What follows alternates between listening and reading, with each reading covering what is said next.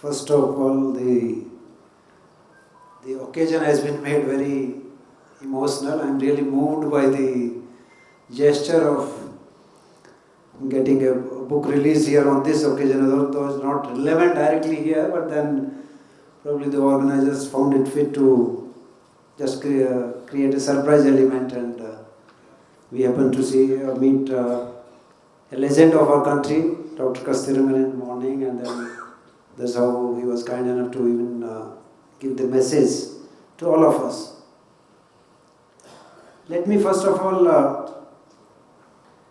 thank Mr. Rahul Jain and Swapnil Jain and all his team for creating this opportunity for academia and for others to come and discuss about the digital aspects of the technology, the social media, and how it can do, what it can do, and bring a lot of people here to talk to us on this thing, and giving me this opportunity to talk on this subject. I would not talk much about the book part. This nothing. I am not a writer by hobby, so I don't write many things. But then, what I experienced as a person, as an administrator, during last 3 decades of my experience. So some of the examples I thought I should share and pen down, and that's where Shri Pramod had done a wonderful job in editing this thing and creating a lot of things. Then Prabhat Prakasan were kind enough to publish the book, and there were many other friends who helped in bringing this book out, and probably this both in Hindi and English, so that it can reach to education institutions, it can reach to people. Today, even if I don't know, I have been an IAS officer for the last 3 decades. If you ask a small child also what he wants to become, in many families, they will say, I want to become IAS officer. What IAS means, how IAS become, he may not be knowing, but his reaction will be, or most of them will be, that I want to become an IAS officer. Somebody will say, I want to become doctor. Somebody would say, I want to become an IPS officer. This aspiration, more than the child, I think the parents also have that aspiration. The service, the one service which has held the country together, as our first Home Minister said, that it's a steel frame of India. The India as a nation, probably it has existed much before the Britishers came, much before the invaders came to India. It has existed for thousands and thousands of years. And as you know, this is one of the 2 civilizations which have not perished. There are other civilizations which have perished. Today we talk of America as superpower. Their history, if you see, is not more than 500 years old. What was America more than 5 centuries back? You won't see one. They were like locals were there. They are annihilated there. If you talk of Australia, you will find such examples. So India as a nation, as a culture, as a civilization has survived many onslaughts, many challenges, and those challenges have come on various occasions. I think of late we have been talking of globalizations, integration, the technological inventions and all that. And that is how the concept of digital is important. Our Honorable Prime Minister said Digital India. We have so much of disparities in the whole things. So much of diversity is there. Earlier the speakers were saying. All that we know. So the challenge before all of us is how to take this forward and really transform the people. Give the knowledge. Probably before even the paper was invented, before these books came, before the literacy came, the knowledge was transferred in earlier days from person to person. The oral tradition. From a grandparents, the child will learn so much. But with the digital initiative, with the technology happening, I think so much challenge is there to our country also. I was holding a portfolio before retiring a year back as Additional Chief Secretary, Higher Education Department. Here, in all government universities, we had planned that entire process, on the model of ERP, should be the digital.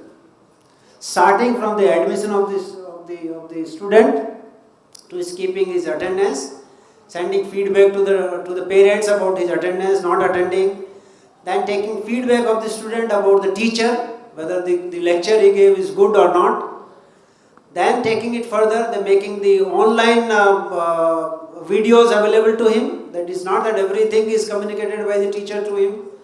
There are so many videos on YouTube, on online and all that. How to assemble them and bring them together and then make it available to them. There are a lot of good institutions, private universities, private institutions are there. They are teaching well. They are the seats are much sought after there. So how they teach there, how they don't teach in government universities or colleges. So bring all that together, the knowledge, pool it together. That was the idea. So we shared, we talked to the universities and they all agreed. Private universities all agreed that we will share whatever resources we have, make it available to the student. The student, why they come to cities? Because they find there's good education. The same infrastructure is there in rural areas. But then there are no good teachers, the technology is not there, so much challenge is there. So the whole idea was to integrate all education institutions in the state and make the state as a model state by use of the digital technology. That was the idea. We started, we reviewed all these things. So there was a lot of resistance. Resistance from teachers, that we will become jobless.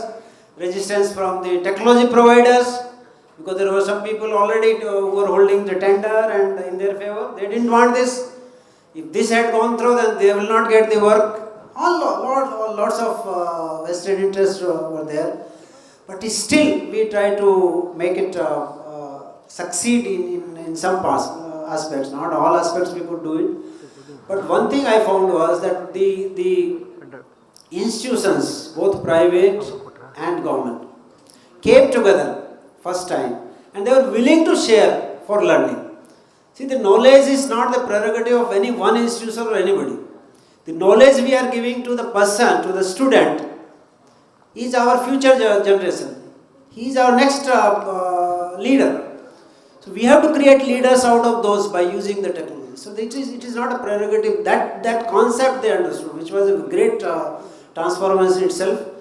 So unfortunately after that it was not pursued at that level and it did not happen. Otherwise the idea was that in digital field, in academia, especially in the higher education institutions, the digital technology should be adopted by all institutions so that the delivery of the content to the students become easy and it becomes good, and then we can make the student learn so many things.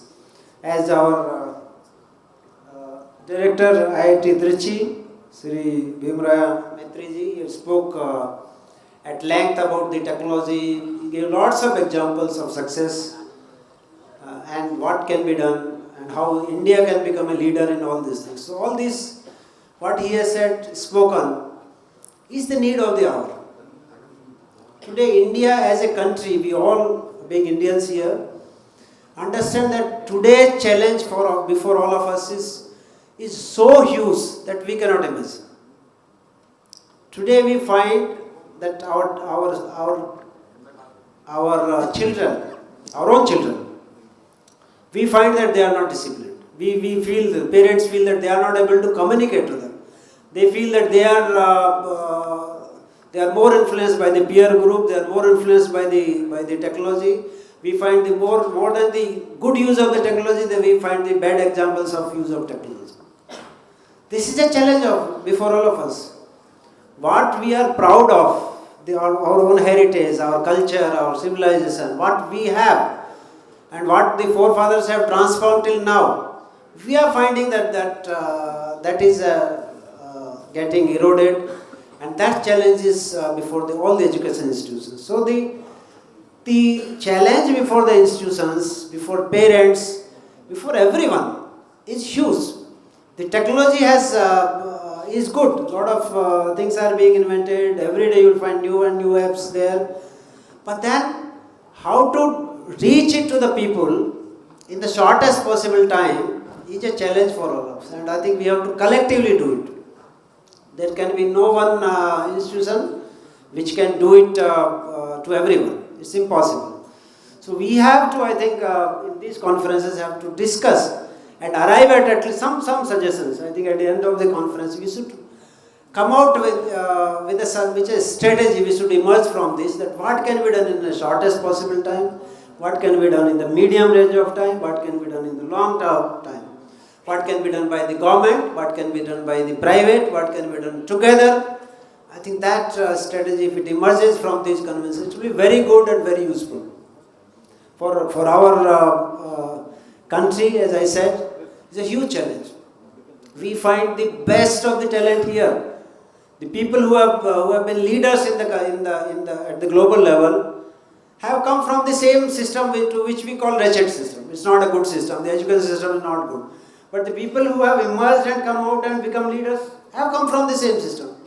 Imagine if we have a good system, if we may provide them good education, provide them more knowledge, what they will do. So there is no parallel to the hard-working people in our country. We can create great leaders, and as our Honorable Prime Minister says, as many leaders say, that 21st century belongs to us. It should belong to us, and we should all make efforts to this. And this convention should serve, I think, in that direction. Probably the organizers have thought it fit to award the peoples in this, considering that aspect maybe. So that is what is required. What is being done good has to be recognized. We have to learn something from everyone. So learning has to happen everywhere.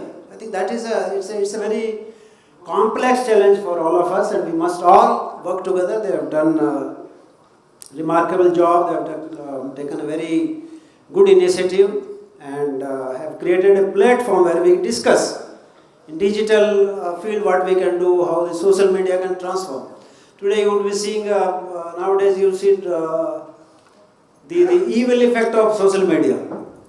The mobocracy, the mobs are being lynching, they are lynching the people, they are killing the innocent people, based on the suspicion, based on something being circulated in the media. So the media, as it is a tiger. You cannot if you ride a tiger, you have to ride it properly. So this digital, the technology has made in such a way that it is in everybody's hand. What you have in your hand, with that instrument you can post anything, whatever you have seen. And things you will see people, somebody has met with an accident, is almost dying. You will see a crowd of people who are just recording it, and they want to beam it. But you will find less people to support that, to help that person in the need. So that insensitivity also has come. So there are so many aspects which need to be taught, and we have to learn so many things about the technology and how we can prepare ourselves. It's definitely a challenge for all of us, and we must all collectively work towards it. I'm happy that organizers have selected a very relevant topic and have made a platform. So they have created this opportunity to give me also this opportunity to talk to you. I have been was in government, now I am out of service. I was wondering why they have invited. They should have invited somebody in the government and all that, but then they say, no, sir, you come. I came here, and I'm really happy that it's very well organized program. So I must thank the organizers, for everybody, for giving me this opportunity to be part of this. Thank you very much. Jai Hind, Jai Kannada.